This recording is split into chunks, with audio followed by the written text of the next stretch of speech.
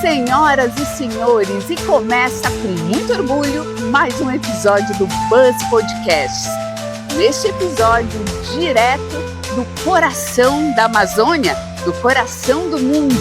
Estamos em Belém durante a principal conferência global para as Nações Unidas e vamos investigar sobre sustentabilidade. Afinal, nós estamos na terra do tacacá, do açaí, da maniçoba, do jambu e de tantos outros elementos, arte, gastronomia, cultura, que integram as nossas raízes 100% brasileiras.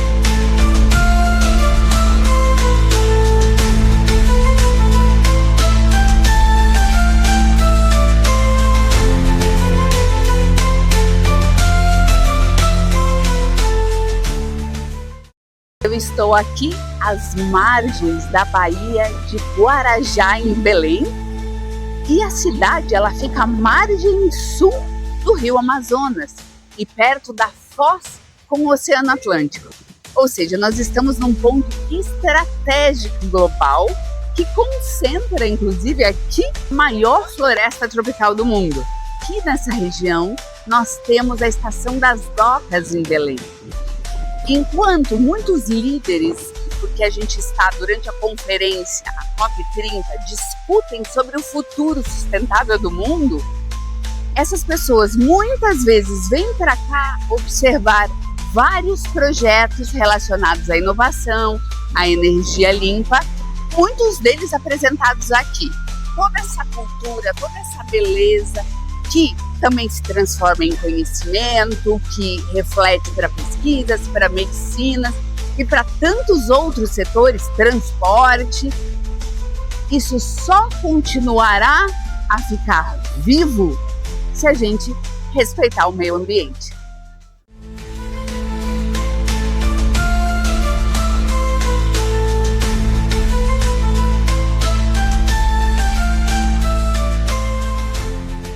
Projetos mais emblemáticos aqui da COP30 é o lançamento do JAC Hidrogênio. Vai ser o primeiro barco escola movido a hidrogênio do mundo. E ao longo dessa jornada, a água me ensinou a mais profunda lição, a de que somos apenas visitantes e que nossa pegada deve ser saudável, educativa, leve e limpa.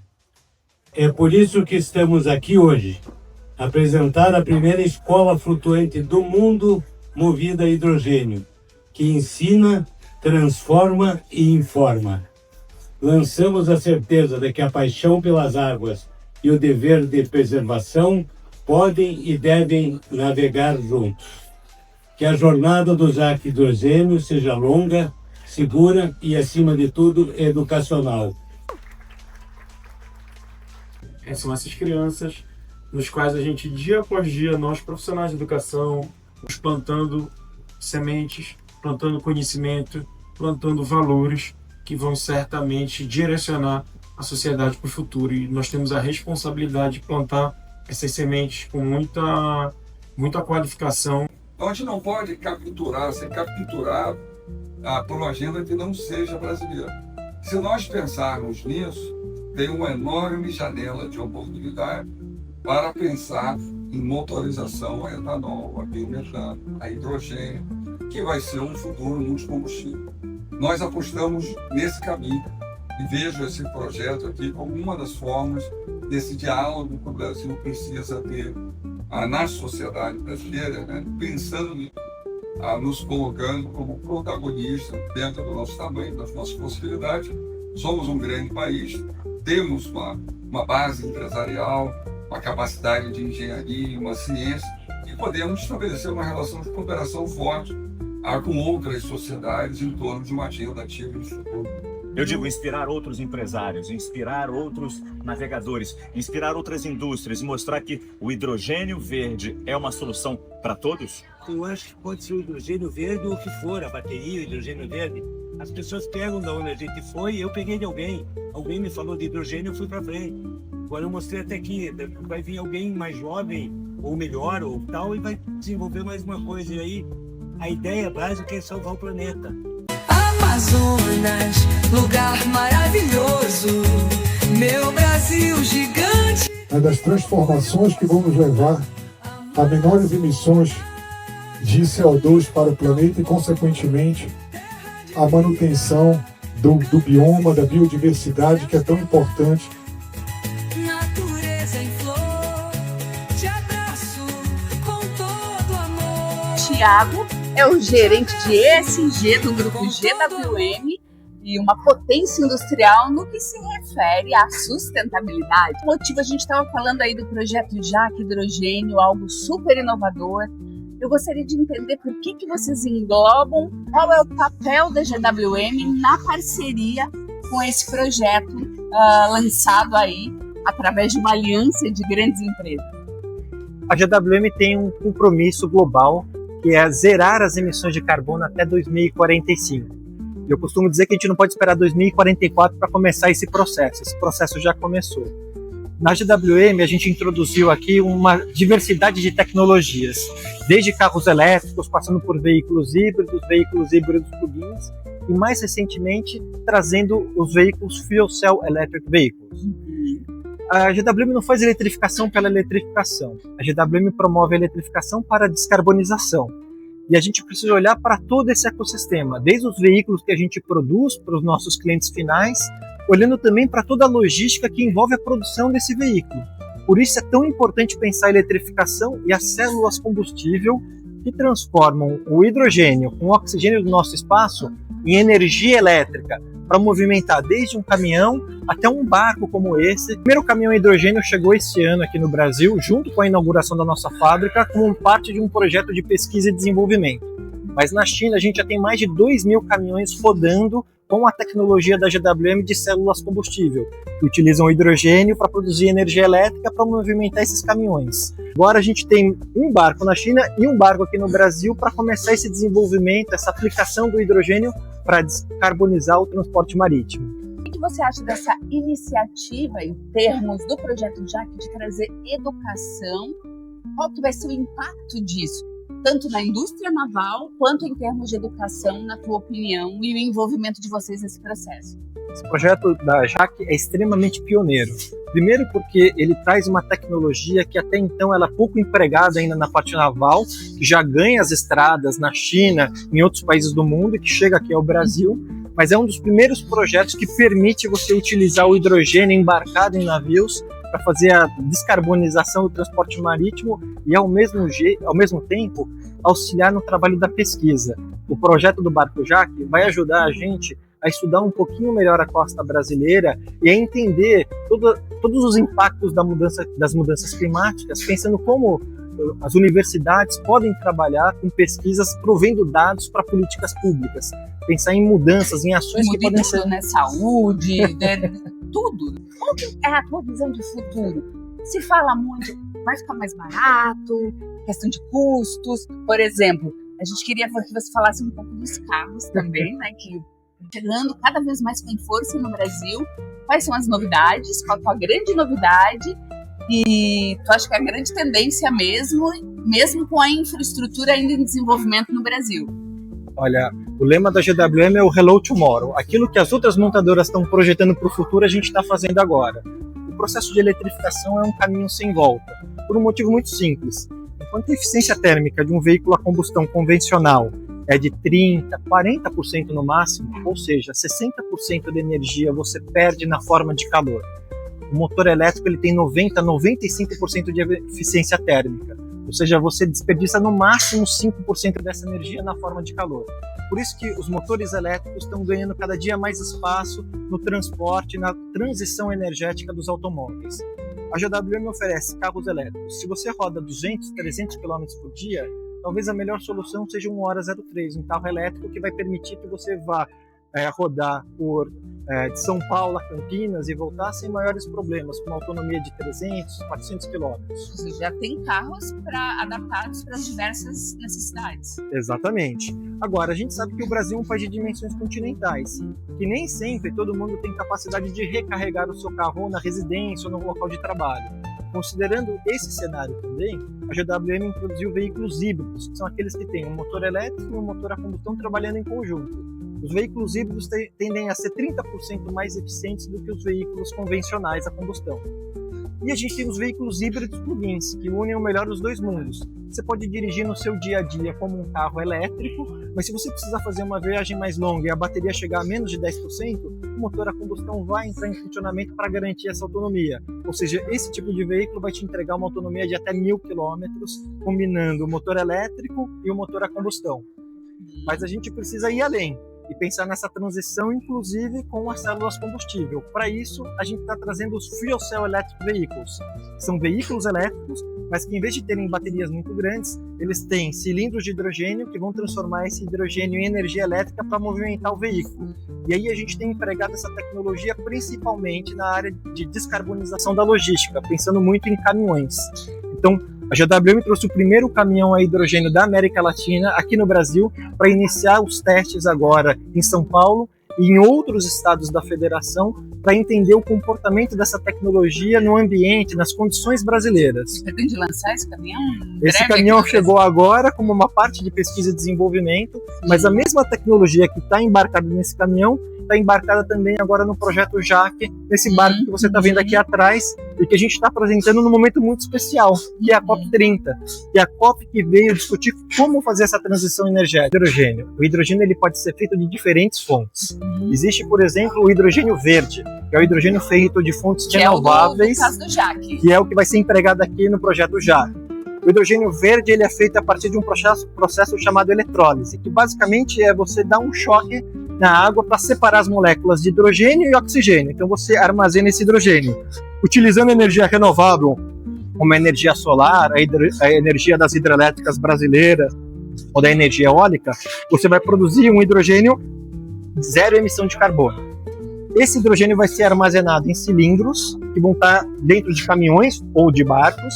E esse hidrogênio dos cilindros ele vai fazer uma reação. Então, quando o barco está no mar, você vai receber o ar, né, do espaço, vai reagir esse oxigênio que está no entorno do barco com o hidrogênio dos cilindros, gerando duas coisas: energia em alta tensão, que vai alimentar o barco, e o subproduto disso é H2O, ou seja, o que sai é água. Então, é uma forma de você produzir energia de baixo impacto, sem emissão de gás carbônico, para poder, inclusive, tornar cada vez mais o transporte marítimo mais limpo. Então, nós temos plantas e espaços suficientes para realmente sermos um centro desse tipo de tecnologia, ou não? Sem dúvida. O Brasil hoje é um player muito importante na discussão do hidrogênio, inclusive com a produção de hidrogênio de baixo carbono. A gente já tem feito alguns estudos onde, por exemplo, você vai poder usar um caminhão fuel cell saindo, por exemplo, do Rio de Janeiro, abastecido com hidrogênio cinza, que é o hidrogênio feito a partir da reforma do gás natural. Vai poder chegar em São Paulo, abastecer ele com hidrogênio feito a partir da reforma do etanol. Então, o etanol também pode ser utilizado para produzir o hidrogênio. Esse caminhão pode seguir viagem para o interior de São Paulo e ser abastecido com hidrogênio verde feito a partir da eletrólise, utilizando painéis solares ou as hidrelétricas. Uma característica muito interessante: hoje, mais de 90% da energia elétrica no Brasil provém de fontes renováveis. Ou seja, o Brasil é um país extremamente competitivo para produzir o hidrogênio verde, o hidrogênio feito a partir de fontes renováveis, e para eletrificar a mobilidade. O Thiago, como gerente de ESG, explicou muito bem sobre a real função da sustentabilidade. Não é só proteger o meio ambiente, é proteger a nós mesmos e ao lugar que a gente vive, e essas são as melhores escolhas. Parabéns à GWM. Amazonas, terra de encantos mil, com teu verde e teus mistérios, é um sonho sutil. Entre as copas das árvores e o rio a brilhar. Eu tô aqui com a Márcia, essa jornalista que é tão querida, já parou para tirar foto com todo mundo. Ela é da Jovem Pan e é daqui de Belém. Hoje ela mora em São Paulo, né, Márcia? Mas eu queria que você me falasse o que você está achando, assim, da cidade ter sido escolhida para sediar a COP30, um evento tão grandioso, né, recebendo jornalistas aí do mundo inteiro. O que você está achando? Olha, a primeira coisa é que eu cheguei agora e percebi que a cidade é outra. Em um ano de obras, a cidade virou uma cidade realmente diferente. Então, eu acho que não é só o legado que vai ficar para o povo, vai ficar também aqui a estrutura, pelo menos vários ambientes foram construídos, praças, enfim. Eu gostei muito de ver o clima da cidade, assim, recebendo as pessoas. Primeiro que o povo paraense é muito hospitaleiro, né, Stefania? É verdade. A gente leva as pessoas para casa, a gente gosta de dar café da manhã, a gente conhece agora e já fala, vem contar comigo. Agora a gente tá, vamos mostrar aqui a chuva das 2 horas da tarde. A gente marca o encontro antes ou depois da chuva. Eu fiquei sabendo já. Então é muito importante para a cidade ser vista, porque antigamente o paraense a gente tinha uma mágoa no coração. O norte do país não era visto pela imprensa nacional, pela imprensa internacional.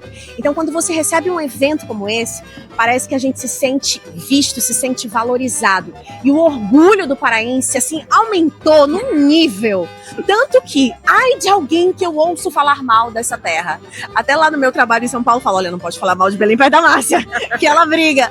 Então, eu acho que é o legado que vai ficar, é o orgulho que a gente tem. E outra, a gente está letrando as pessoas sobre a Amazônia. Estamos letrando comunicadores, letrando jornalistas ambientalistas, porque você ver a Amazônia e saber dela de longe é uma coisa. Você viver a realidade da Amazônia é outra completamente diferente. Você conversar com o povo, você conhecer o território, isso transforma o teu olhar. Você volta daqui falando outra coisa, outra perspectiva. Você não chega aqui falando apenas o que te mostraram de fora, o que estava no release.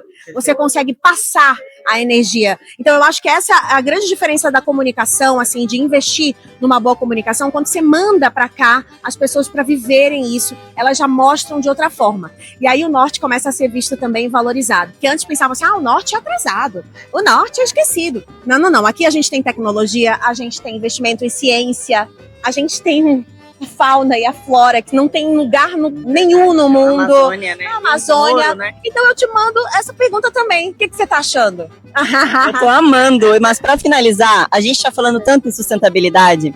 Para você, como jornalista, como moradora daqui, o que é sustentabilidade para você? Sustentabilidade não é só você realmente não poluir a Amazônia. É você dar condições para o povo de sobrevivência sem essa poluição. Então, você precisa educar a população, fazer coleta de lixo sustentável. Você precisa ensinar o povo a viver a sustentabilidade, porque é muito bonito a gente falar em sustentabilidade se a gente não põe ela em prática. E não adianta, a gente precisa educar o povo que vive aqui e dar condições também para ele, para viver, usar o trabalho, por exemplo, do tirador do açaí, da pessoa que vai bater, de ensinar técnicas sustentáveis para ele ganhar a vida sem prejudicar a natureza. Então é isso, para mim sustentabilidade não é uma palavra, ela tem que ser colocada em prática. Obrigada, tá? Um prazer.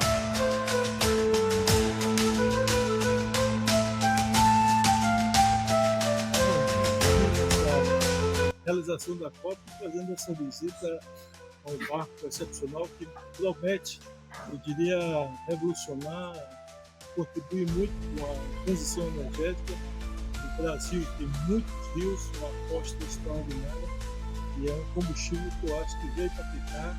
O Brasil está nessa rota do desenvolvimento tecnológico, agora ganhar escala, baratear custo, e que possamos não só navios de serviço, mas embarcações também que possam servir ao consumidor e à população que precisa muito do transporte desse veículo. E ministro, olá, tudo bem? Meu nome é Larissa, sou da assessoria do Grupo Náutica. Eu queria entender porque a Agenda das Nações, ela enfatiza muito projetos reais para descarbonização. Em relação ao marco do hidrogênio, o senhor pretende assinar o decreto para que realmente gere solidez e segurança jurídica no processo? Sim, nós temos adotado dentro do programa de transição energética o apoio, desenvolvimento e o incentivo a várias matrizes energéticas, desde o hidrogênio, o etanol, o biometano, para que o Brasil possa utilizar dessas tecnologias e das plataformas existentes para, repito, a partir do ganho de escala, a gente poder reduzir custos e viabilizar, quem sabe, para determinado tipo de uso, algum tipo de combustível. Então está aí o hidrogênio verde para embarcação, para transporte de carga, para transporte de passageiro através de ônibus. E o biometano também é algo que o Brasil tem um potencial grande de produção, e essas tecnologias vão disputando entre si e ao mesmo tempo também compartilhando parte da tecnologia do desenvolvimento, desenvolvendo e fazendo rápido as coisas para que a gente já, ao virar o ano, a gente já vá colhendo frutos como esse aqui e outros projetos que estão em curso, e a gente apoiando, desenvolvendo. Agora mesmo estamos apoiando e focado para hidrogênio verde e para a geração de energia, inclusive que o Brasil passe a abrigar data centers e para isso essa cadeia, eu diria, da energia limpa, da energia solar, energia eólica, hidrogênio, etanol, isso tudo se complementa e vai montando uma matriz energética limpa. E o Brasil já está na liderança, eu diria, da energia consumida, essa energia mais limpa do mundo.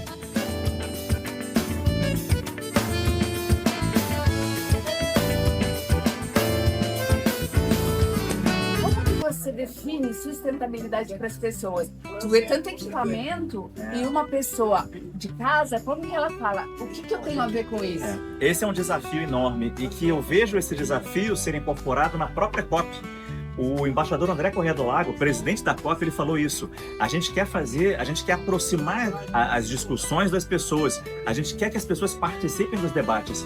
Mas como participar de debates com temas tão difíceis, que são aprofundados, termos estrangeiros normalmente, cheio de sigla, NDC, GST, 9.1, 1.3 TRI, os motores. É complicado entender muita coisa. E sim, aí eu vejo isso como uma responsabilidade minha. Tentar traduzir esses termos, tentar aproximar as pessoas que estão em casa dessas discussões. Não apenas para as pessoas entenderem o que eu estou falando e, consequentemente, continuarem ligadas no meu canal, na CNN, mas também para que elas possam participar disso e entender tudo que está sendo falado na COP. Afinal de contas, o planeta é todo nosso. Não é só dos diplomatas, não é só dos negociadores.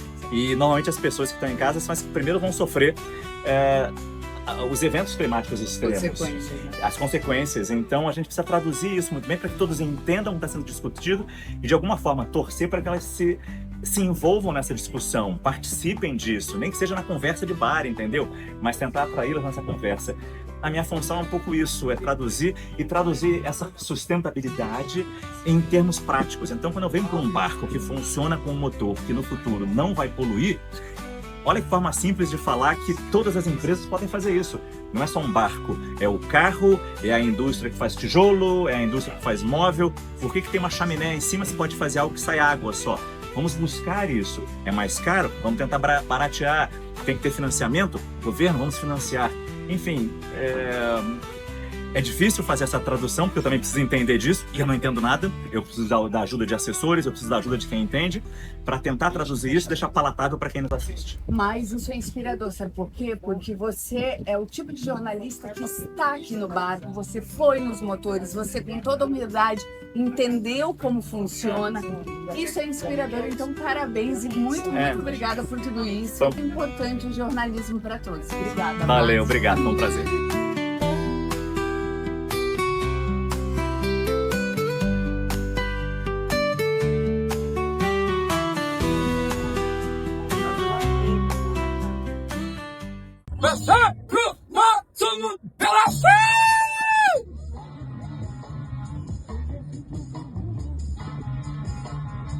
Seja capaz!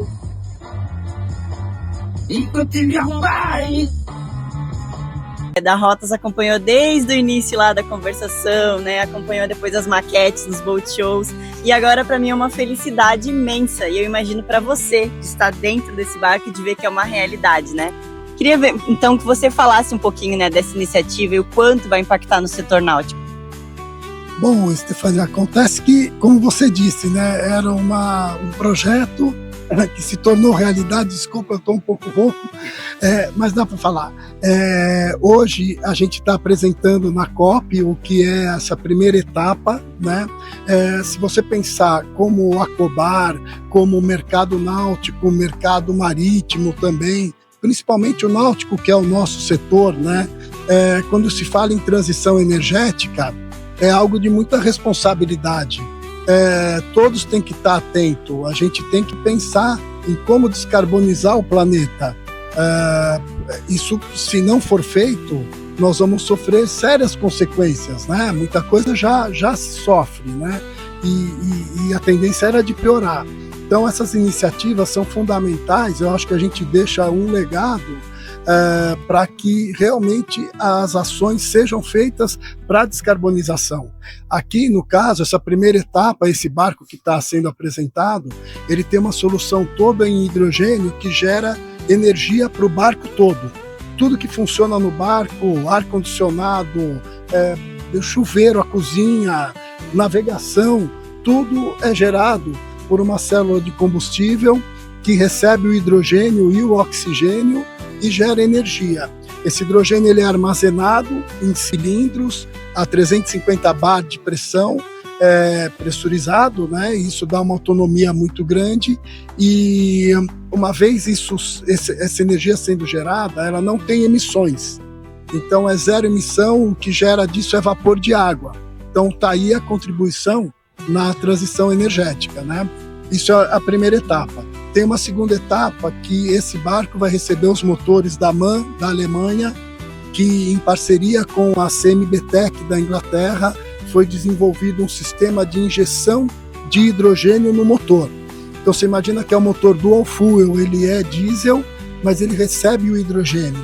Então com 20% de hidrogênio, você já emite 80% menos CO2 e poluentes. Então, uma contribuição assim muito importante, porque você não está falando de 10%, 15%, você está falando de eliminar 80%, né? E aqui na COP30 também foi legal porque vocês abriram para visitações, né?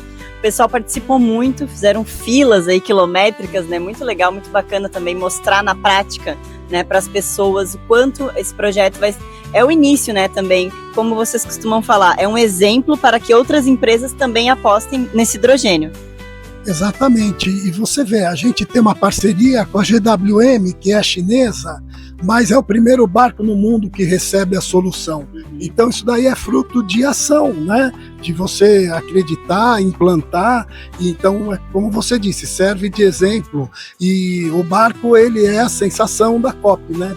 Todos, quem está expondo, quem está visitando, todo mundo vem visitar o barco e quer ver como é o funcionamento, porque tá tudo à mostra para todo mundo ver, fotografar e tudo mais.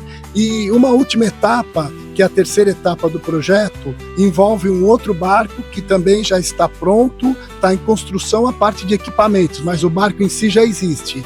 Este barco aqui tem 36 metros, o outro tem 50, e ele vai ter 4 motores elétricos de 550 kW e vai usar um sistema como esse daqui. Vai ter a célula de combustível que gera energia não só para o barco funcionar, como para os motores de propulsão.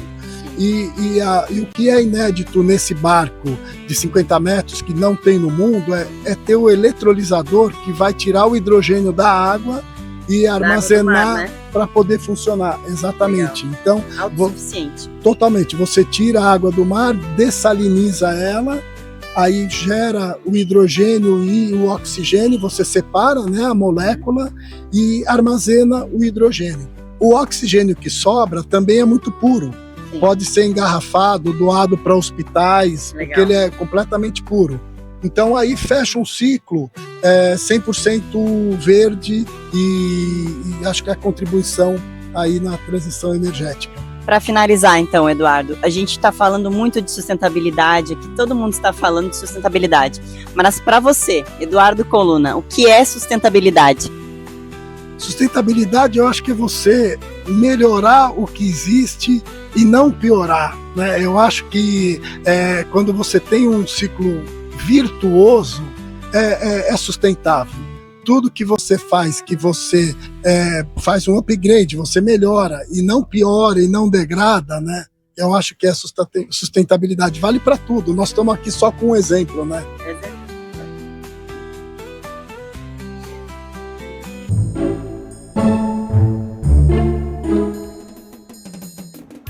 Gente, se vocês quiserem entender sobre a cultura amazônica, questionem aqui a nossa super especialista do Sul.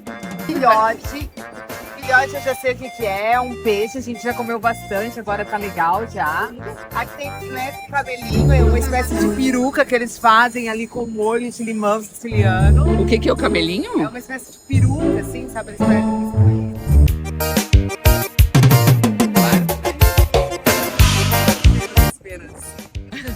Vai comer tacacá? Ó, jambu. Jambu? Você sabe o que é jambu, por acaso? Não. Ah?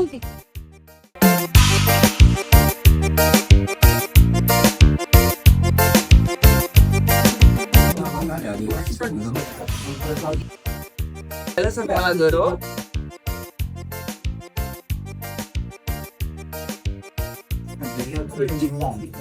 Quero açaí com leite condensado, paçoca, ficar de boa. Forró tá gostoso e a gente quer amar.